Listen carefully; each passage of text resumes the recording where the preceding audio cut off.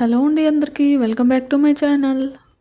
ఓవెన్తో పని లేకుండా సింపుల్గా ఈజీగా స్టవ్ మీదే పిజ్జా లాంటి టేస్ట్ వచ్చే పిజ్జా ఎలా చేసుకోవాలో చూపిస్తాను, వచ్చేయండి. ముందుగా ఒక కప్పు గోధుమ పిండిని తీసుకోవాలి. సేమ్ చపాతీ పిండిలాగే మెత్తగా కలుపుకోవాలి. నాకైతే ఇక్కడ 4 పిజ్జాస్ అవుతాయి, డివైడ్ చేసుకున్నాను. ఫస్ట్ ఒక పిజ్జా ఎలా చేసుకోవాలో చూపిస్తాను. ఫస్ట్ అయితే చపాతీ పామినట్టు పలుచగా పామేసుకోవాలి. దీనికైతే చీజ్ అవసరం. చీజ్ ఉంటుంది కదా, చీజ్ని స్లైస్ చీజ్ కావాలి. ఆ స్లైస్ చీజ్ని చపాతీలా పాముకొని మధ్యలో పెట్టుకోవాలి రౌండ్గా. నాకు రౌండ్గా పాముకోవడం రాదు. సో అందుకనేసే నేను స్క్వేరో ఏదో టైప్ వచ్చింది, ఏదో ఒక షేప్ వచ్చింది అనుకోండి, దాన్ని ఇలా ఫోర్క్తోని వీడియోలో చూపిస్తున్నట్టు చేసుకోవాలి. తర్వాత తవా పెట్టుకోవాలి. రోస్ట్గా ఫ్రై చేసుకోకూడదు, జస్ట్ ఇటు అటు తిప్పుకొని తీసుకోవాలి. లోపల చీజ్ ఉంటుంది కదా, మళ్ళీ ఎక్కువగా చేసుకున్నా కూడా చీజ్ మొత్తం మెల్ట్ అయిపోతుంది. జస్ట్ వీడియోలో చూపించినట్టు చేసుకోండి, సేమ్ ఆ ప్రాసెస్ ఫాలో అయిపోండి.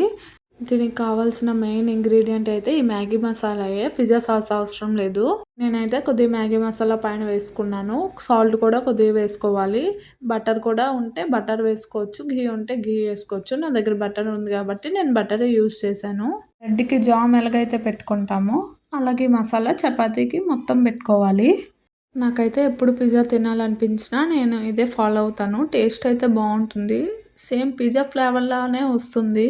నేనైతే ఇప్పటికొచ్చి పిజ్జా సాస్తో అయితే ట్రై చేయలేదు. ఒకసారి ఎప్పుడైనా కుదిరితే అది కూడా ట్రై చేసి పోస్ట్ చేస్తాను, టేస్ట్ ఎలా ఉందో చెప్తాను.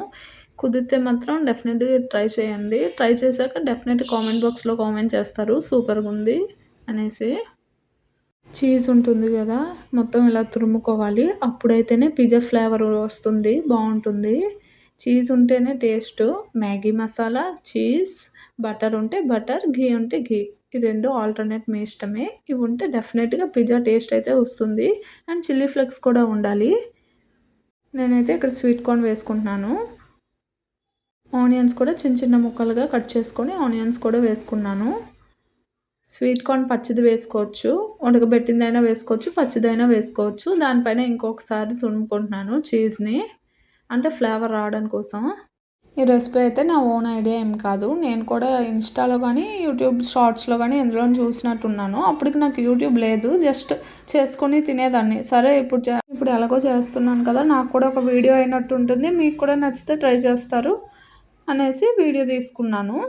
తవ్వకి కొద్దిగా బటర్ రాసి మనం తయారు చేసుకున్న పిజ్జాని తెచ్చి దీని మీద పెట్టేయడమే. ఒక 5 మినిట్స్ చూసుకొని డెఫినెట్గా బటర్ పెట్టాలి, లేకపోతే కింద మాడిపోతుంది. పిజ్జా అయితే రెడీ అయిపోయింది. నా వీడియో కనుక నచ్చినట్టయితే please like, share and subscribe my channel.